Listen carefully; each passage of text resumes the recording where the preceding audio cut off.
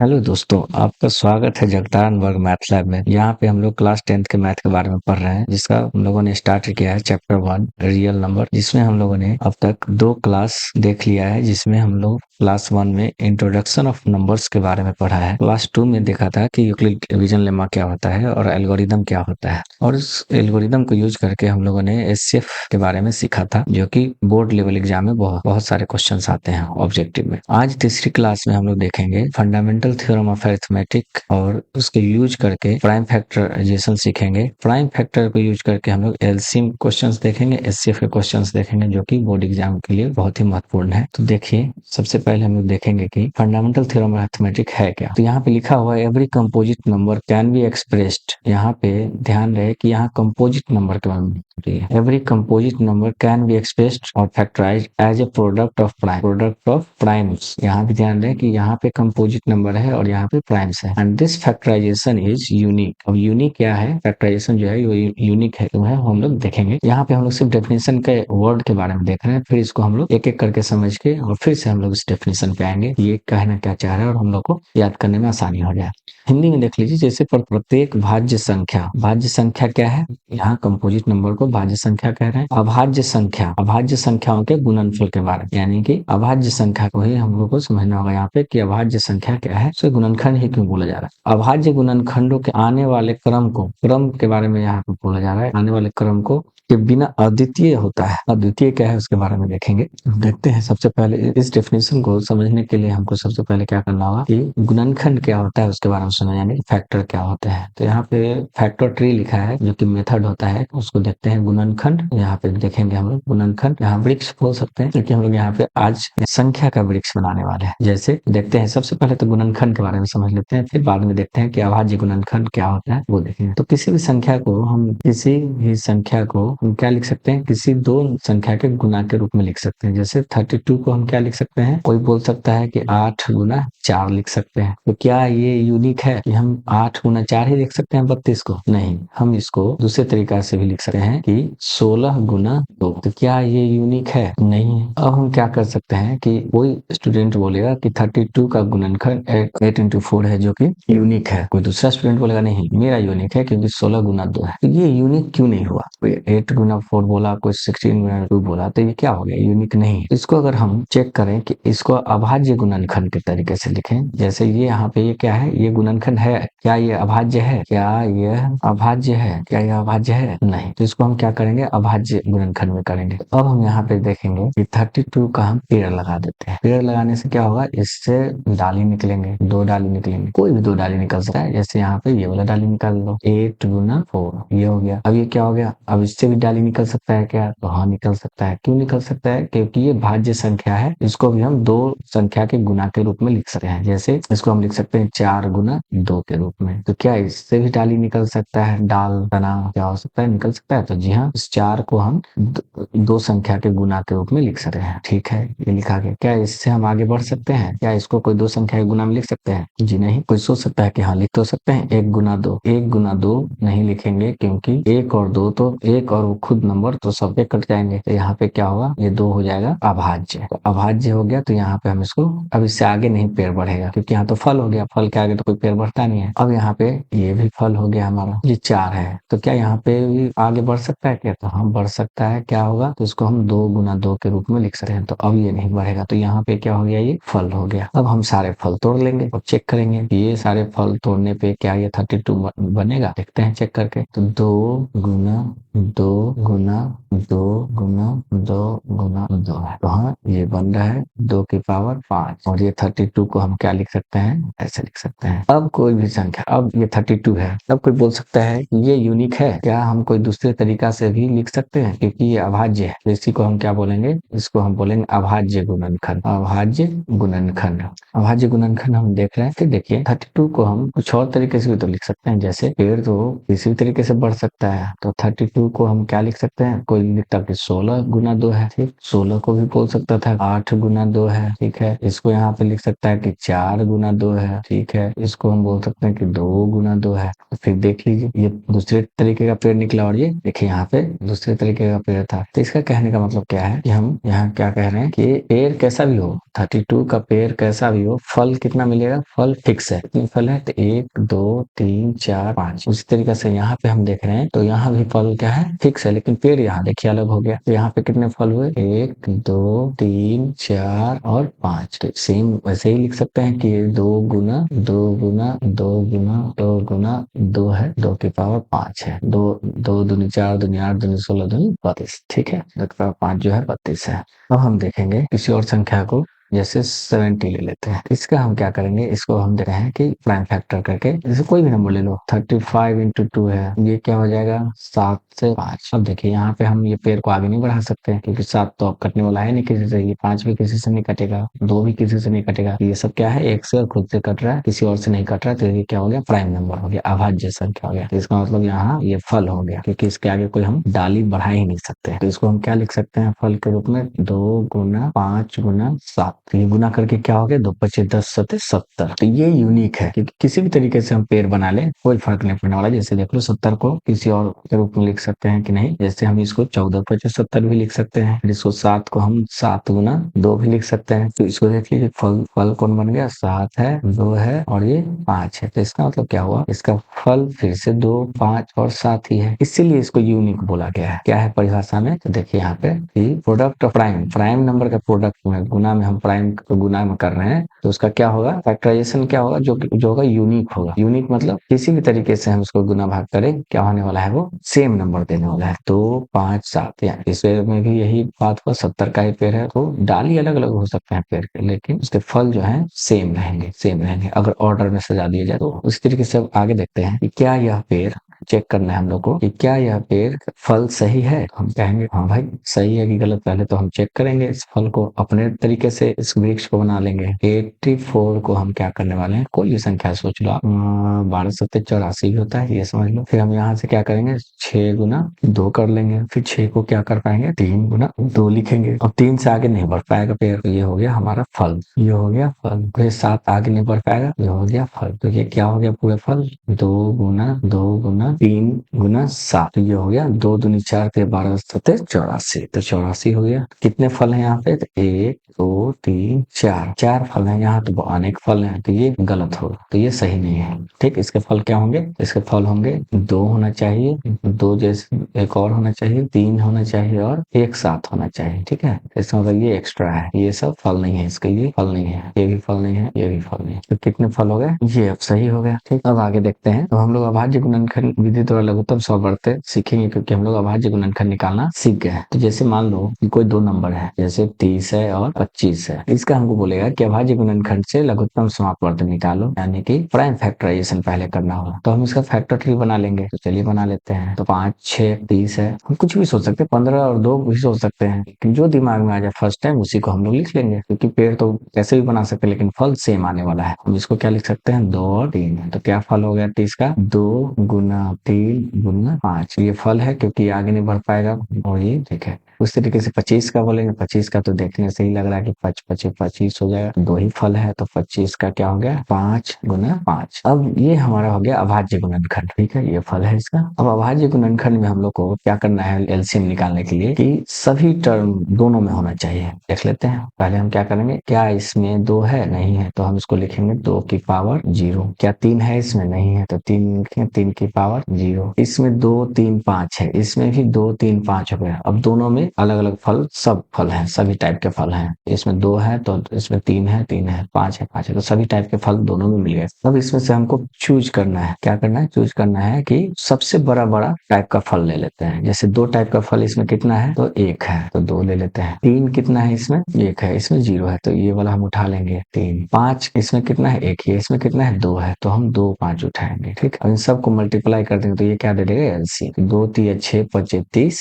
25 150, मतलब एलसीएम क्या हो गया इसका, 150 हो गया। ठीक है, अब हम मान लीजिए ये वाला मेथड अगर लेंथी लग रहा है कि ज्यादा जगह खा रहा है, क्या कर रहा है, तो उसके लिए हम क्या करेंगे, गुणनखंड करने का दूसरा तरीका क्या है, जैसे 30 है 25 है तो 30 का हम इस तरीके से भी फैक्टराइजेशन कर सकते हैं, 2 से 15, 3 से 15, 5 ये हो गया। इसका भी हम फैक्टराइजेशन कर लेंगे 5 से 5 और इसको हम क्या लिख लेंगे, 30 बराबर 2 गुना 3 गुना 5 और 25 को हम क्या लिख लेंगे, 5 गुना 5। तो यहाँ क्या कर सकते हैं हम, लाइन से सजा लेंगे, क्या है इसमें 5 ही है सिर्फ, तो इसमें हम सब टाइप का फल दोनों में होना चाहिए, तो इसमें 2 टाइप का है लेकिन इसमें नहीं है, तो इसमें हम क्या करेंगे, 2 लिख के पावर 0 दे देंगे, कोई दिक्कत नहीं है। इसमें 3 नहीं है तो हम यहाँ पे 3 का पावर 0 ले लेंगे और इसमें 5 कितना है, तो 2 है, ठीक है। इस तरीके से इसमें कुछ रिपीट नहीं है तो सेम ऐसा है। चलो अब क्या करना है, बड़ा बड़ा फल उठा लेना है। सबसे ज्यादा फल किस में है, तो 2 किस में है सबसे ज्यादा, इन दोनों में से, तो 2 इसमें ज्यादा है तो 2 की पावर 1 सबसे ज्यादा है, गुना 3 देखते हैं 3 किस में ज्यादा है, इसमें है, तो यहाँ से हम 3 उठा लेते हैं। 5 देखें 5 किस में ज्यादा है, तो इसमें है, तो 5 उठा लेते हैं पूरा का पूरा। क्या हो गया, 2 3 6 5 25 25 6 150, तो 150 हो गया हमारा एलसीएम, ठीक है। अब देखते हैं हम लोग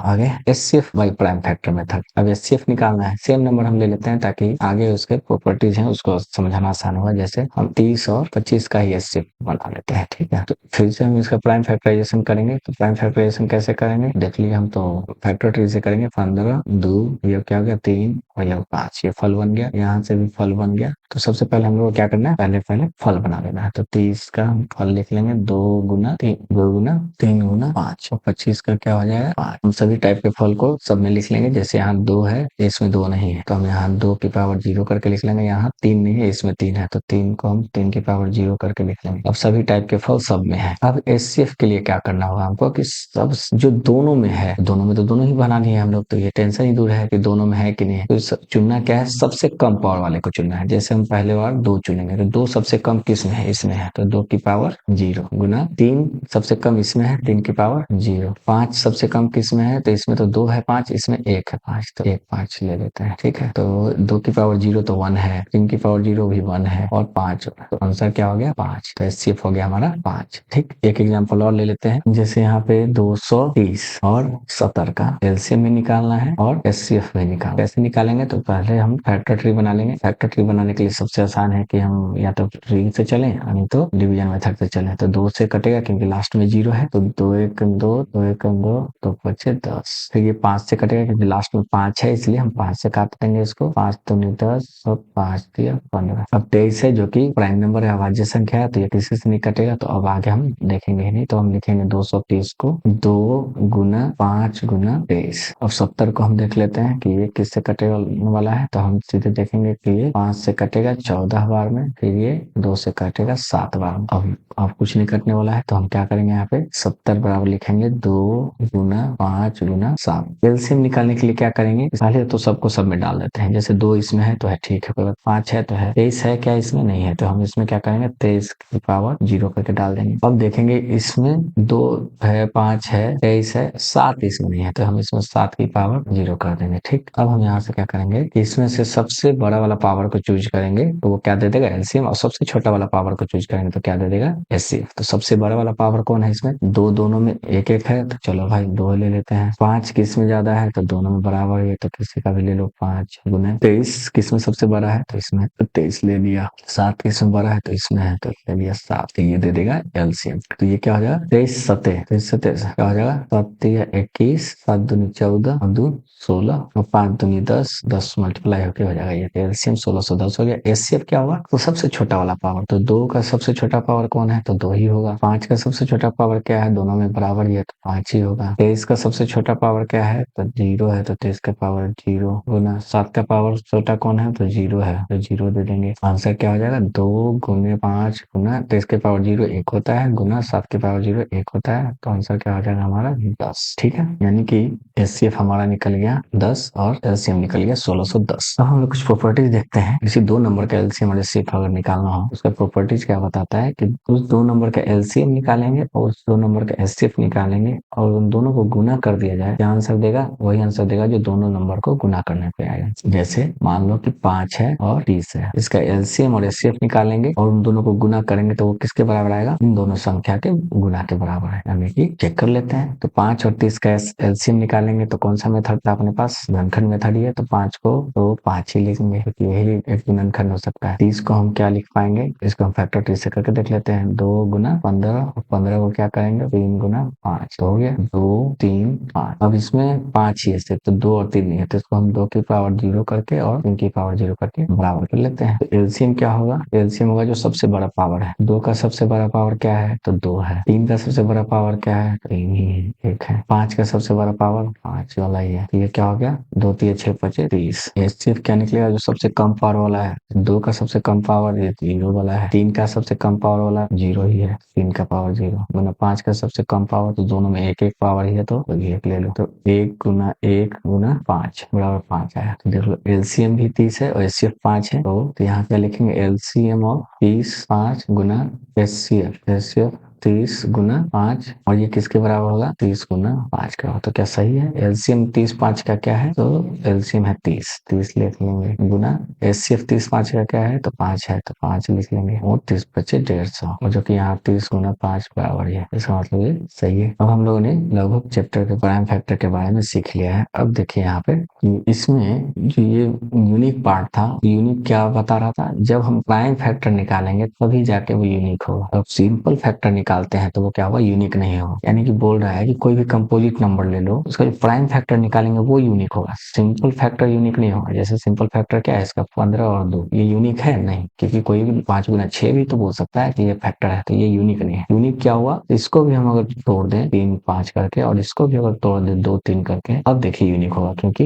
इसमें भी 2 है, इसमें भी 5 है, इसमें 3 है, सेम 2 3 और 5 इसमें भी आ गया। तो ये यूनिक है कि 2 3 5 मिलके ही ये 30 बनाएगा। और वो 2 भी उसमें कितने होने चाहिए, एक ही 2 होना चाहिए। 3 कितना होना चाहिए, एक ही 3 होना चाहिए। 5 कितना होना चाहिए, एक ही होना चाहिए। ठीक है, इसलिए यूनिकनेस है। तो हम बोल सकते हैं कि कंपोजिट नंबर कैसे बना है, तो prime factor fix, prime factor जो है उसका अभाज्य गुणनखंड वो फिक्स है, कितने टाइप का होगा और कितना होगा, ये दोनों ही फिक्स है। कितने टाइप का मतलब टाइप है यहाँ पे 2 3 5 है और कितने कितने हैं तो 2 1 है, 3 1 है और 5 1 है। ठीक है, उसी तरीके से हम इसमें देखते हैं कि 32 का फैक्टर क्या है तो 8 4 है, 16 2 है, वो यूनिक नहीं है, यूनिक नहीं है। तो इसका हम प्राइम फैक्टर करते हैं तो कितने टाइप का इसमें प्राइम फैक्टर है तो एक टाइप का, वो कौन से 2।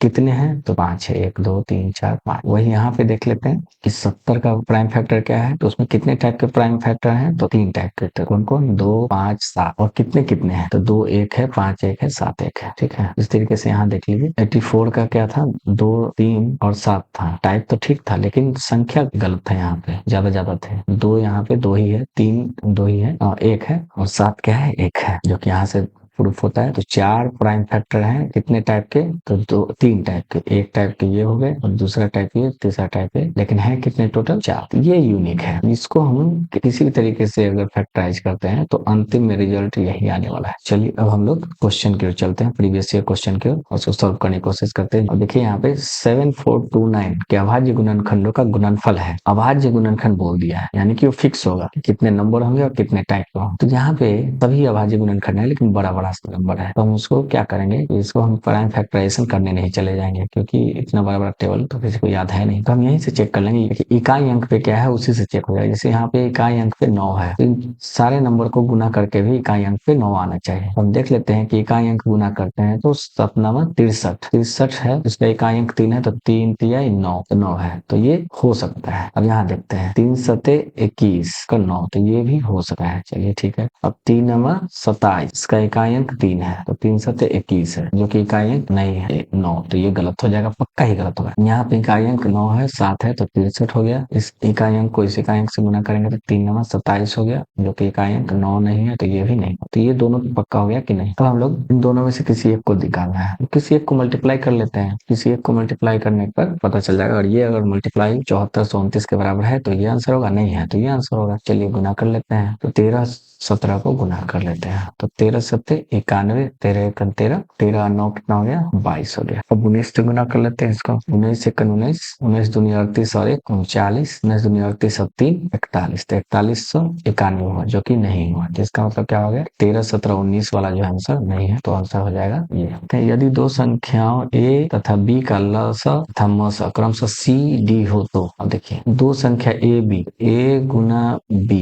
लसा मसा बोल रहा है लसा सी है और मसा डी है, तो ये सी गुना डी होगा। तो हम यहाँ से देख लेते हैं ए बी बराबर सी डी कौन दे रहा है, ये दे रहा है। ये तो अभी हम लोग एलसीएम और एचसीएफ के प्रॉपर्टी से ही जाने हैं। जैसे यहाँ पे देख लीजिए कि एलसीएम 2 नंबर का, एचसीएफ 2 नंबर का क्या होता है, उसी 2 नंबर के गुना के बराबर होता है। ठीक है, तो यहाँ पे वही परिभाषा है कि 2 नंबर ए और बी दिया हुआ है जिसका एलसीएम सी है और एचसीएफ डी है। ठीक है, अब नेक्स्ट देखिए यहाँ पे, यानी दो संख्याओं का गुणनफल क्या दिया हुआ है, 8 6 7 0 दिया हुआ है। उसका महत्तम समावर्तक दिया हुआ है, तो मस दिया हुआ है 17, तो लस निकालने बोला है। ये हम परिभाषा में डाल देते हैं, ए गुना बी बराबर मस गुना लस। ठीक, तो ए गुना बी क्या दिया हुआ है, 8 6 7 0, मस दिया हुआ है 17 और लस निकालना है। लस निकालना है तो 17 से डिवाइड कर देंगे, तो लस हो जाएगा 8 6 7 0 बटा 17। तो क्या आंसर हो जाएगा, 17 पचे 85, एक आया तो एक है और ये 0 का 510 हो जाएगा, तो सही है। नेक्स्ट देखते हैं 96 का अभाज्य गुणनखंड क्या होगा। देख लिया यहाँ पे 96 का अभाज्य गुणनखंड। तो चलिए दो मेथड अपने पास, या तो फैक्टर ट्री से बना ले, नहीं तो डिवीजन मेथड से बना ले। तो डिवीजन मेथड ठीक रहेगा क्योंकि जगह कम घेरता है, तो इसको हम 2 से ले लेते हैं। तो 2 से कटेगा तो 48 बार में, फिर 2 से काटेंगे तो ये 24 बार में, फिर 2 से काटेंगे तो ये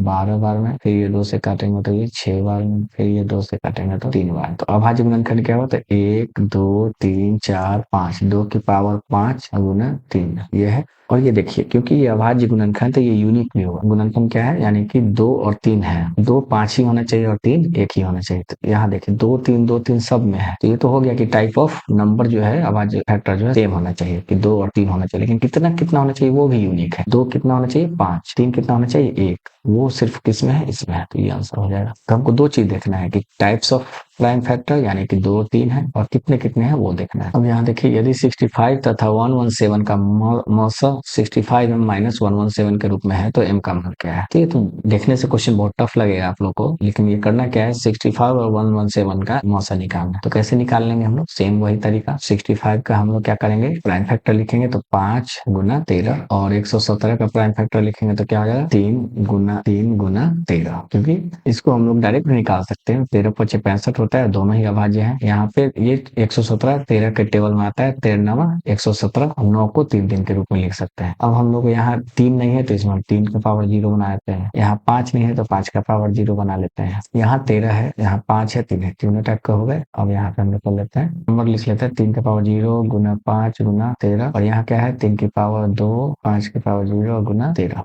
एचसीएफ निकालने के लिए क्या करना होता है, सबसे छोटा वाला पावर लेना होता है। 3 का पावर सबसे छोटा इसमें है, 5 का पावर सबसे छोटा इसमें है, और 13 का पावर सबसे छोटा है। दोनों में तो एक ही है तो एक ले लेते हैं। तो एचसीएफ क्या हो जाएगा 13। ठीक, अब यहाँ पे लिखा हुआ है कि एचसीएफ इस रूप में लिखा हुआ है, तो हम क्या लिखेंगे, एचसीएफ तो 13 आया, तो 13 बराबर 65m माइनस 117 लिखा है। तो इसको हम कैसे सोल्व करेंगे, 117 को इस साइड ले जाएंगे तो 65m क्या हो जाएगा 130, 117 और 13 जुड़ जाएगा तो 130। तो m बराबर क्या हो जाएगा 130 बटा 65, और ये 2 बार में कट जाएगा। तो आंसर क्या आना चाहिए, 2 आना चाहिए। ठीक है, नेक्स्ट देखिए, यह यदि दो संख्याओं का गुणनफल, देखिए गुणनफल लिखा हुआ है, उनका मौसा लिखा हुआ है, तो लौसा निकालने बोल रहा है। तो गुणनखंड पता ही है, तो हम पिछले क्वेश्चन में कर चुके हैं कि 15 8 7 जो गुणनफल है उसको हम मौसा से डिवाइड करेंगे, यानी 23 से डिवाइड। लास्ट में 0 है, यूनिट अंक से चलेंगे तो 3 से 0 को डिवाइड करेंगे तो क्या होगा, 0 ही लास्ट में आना चाहिए यूनिट प्लेस पे। तो 0 तो यहाँ है नहीं, यहाँ भी नहीं है, यहाँ भी नहीं, यहाँ भी नहीं। आंसर तो हम सिर्फ यूनिट प्लेस से ही जान गए कि 0 को 3 से डिवाइड करेंगे तो 0 आना चाहिए यूनिट प्लेस से, जो कि ये है, तो बाकी में नहीं है, तो ये आंसर होना चाहिए। चलिए ठीक है, यदि a इक्वल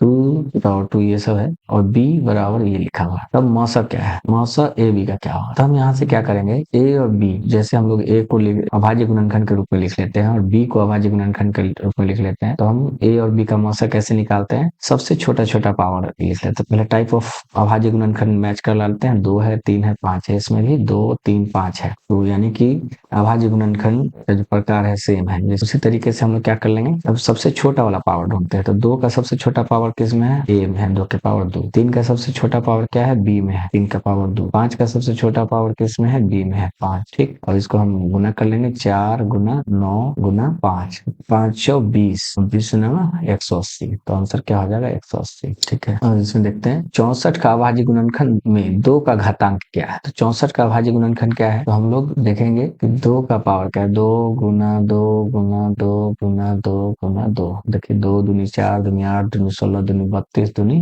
64। सिर्फ 2 से ही बना है 64। अभाज्य गुणनखंड क्या है? 2। 2 के पावर क्या है यहाँ पे? 6। 2 का घातांक है 6, तो ये आंसर हो गया। ठीक है, महत्तम समापवर्तक पी क्यू का और लघुत्तम समापवर्तक पी क्यू का गुना करेंगे तो किसके बराबर हो जाएगा? तो वही पी और क्यू के बराबर। ये सीधे प्रॉपर्टी से पूछ लिया गया है। 10वां क्वेश्चन क्या है? 18, यहाँ पे ठीक से नहीं लिखा हुआ, 18 तथा 72 का मौसा निकालने बोला है। तो 18 और 72 का मौसा निकालने बोला है, तो एक और इसमें ट्रिक होता है मौसा में कि मौसा जिस 2 नंबर का निकालना आता है उस 2 नंबर में सबसे छोटा से छोटा या इसके बराबर होना चाहिए जो इन दोनों को काट दे। तो यहाँ पे हम छोटा वाला से पहले देखेंगे कि ये कटता है कि नहीं। तो अगर कट जाता है तो वही संख्या क्या हो जाएगा? मौसा हो जाएगा। और नहीं कटता है तो इससे हम छोटा करते चले जाएंगे। तो हम यहाँ पे देख रहे हैं कि 18 चक 72 4 बार में कट जा रहा है। इसका मतलब यही 18 जो हमारा क्या हो जाएगा? एचसीएफ हो जाएगा। ठीक है, ये ट्रिक से ही बन जाएगा। और नहीं तो हम लोग बनाना चाहेंगे तो इस तरीके से बना सकते हैं कि 18 का क्या लिखेंगे हम लोग? 2 9 18 फिर 3 3। तो यहाँ लिखेंगे हम 2 गुना 3 गुना 3। 72 को हम क्या लिख सकते हैं? 72 को लिख सकते हैं 12 छक 72 होता है। फिर 12 को हम लोग 6 गुना 2 लिख सकते हैं। 6 को क्या लिख सकते हैं? 2 गुना 3 लिख सकते हैं। 6 को क्या लिख सकते हैं? 2 गुना 3 लिख सकते हैं। कितने 2 है यहाँ पे? तो 1 2 3, तो 3 है। गुना 3 कितने हैं? 1 2, यानी कि 3 का पावर 2। तो हम यहाँ क्या लिखेंगे? ये है 72 और ये है 18। 18 को हम क्या लिख सकते हैं कि 2 कितना है? 1 ही 2 है, तो यहाँ लिख लेंगे 2। अब 3 कितना है? इसमें 2 है, 3 लिख लेंगे। अब दोनों टाइप के हैं, इसमें 2 है 3 है, तो दोनों टाइप के हैं, सभी टाइप के हैं इसमें प्राइम फैक्टर। अब सबसे कम पावर वाला को ले लेते हैं। 2 की पावर सबसे कम इसमें है, 3 की पावर सबसे कम इसमें है, दोनों में ही है लेकिन सब एक को एक लेना। 3 तिया 9 दूनी 18, तो ये हो गया 18। सही आंसर ये हो गया। अब देखते हैं नेक्स्ट। अब देखिए 192 के अभाज्य गुणनखंड में 2 का घातांक क्या है? तो निकालेंगे। 192 का हम क्या करेंगे? ये वाला मेथड से चलते हैं। देख रहे हैं लास्ट में 2 है, इसका मतलब 2 से तो कटेगा ही, तो 2 9 18 2 छक 12। ये किसका है? 2 से 48 बार में, फिर ये 2 से 24 बार में, फिर ये 2 से 12 बार में, और ये 2 से 6, फिर 2 से 3। कितना 2 है? 2 का घातांक पूछ रहा है, तो 2 का घातांक क्या क्या है? 1 2 3 4 5 6। तो आंसर क्या हो जाएगा? 6 का आंसर देंगे कि 2 संख्याओं का गुणनफल 8 6 7 0 है और उनका एचसीएफ 17 है, तो उनका एलसीएम क्या होगा? पहले से प्रॉपर्टीज पता है, वो निकाल के कमेंट में लिखिएगा आप लोग कि आंसर क्या है। ठीक है, इस तरीके से हमने सारे प्रीवियस ईयर क्वेश्चन कर लिए इसके। तो नेक्स्ट क्लास में हम लोग देखेंगे कि इरेशनल प्रूफ कैसे करते हैं। इरेशनल के बारे में हम लोग क्लास 9th में पढ़ चुके हैं, लेकिन उसका प्रूफ क्या है वो हम लोग देखेंगे, और इसको हम 2 क्लास में करेंगे। यहाँ तो क्लास 4 है, लेकिन हम इसको क्लास 5 में भी लेके चलेंगे, क्योंकि डेसिमल एक्सपेंशन बहुत अच्छे तरीके से हम उसको समझाएंगे। एक लेक्चर हम लेंगे क्लास 4 में, जिसमें हम क्या करेंगे? इरेशनल के बारे में समझा देंगे, प्रूफ कैसे करते हैं। और क्लास 5 में हम सीखेंगे कि डेसिमल एक्सपेंशन कैसे डिसाइड करता है कि वो शांत है अशांत है, ये सब के बारे में। तो चलिए हम लोग नेक्स्ट क्लास में इरेशनल प्रूफ के बारे में जानेंगे। Thank you. आपको पढ़ाई पसंद आया हो, समझाने का तरीका पसंद आया हो तो दोस्तों को शेयर करें।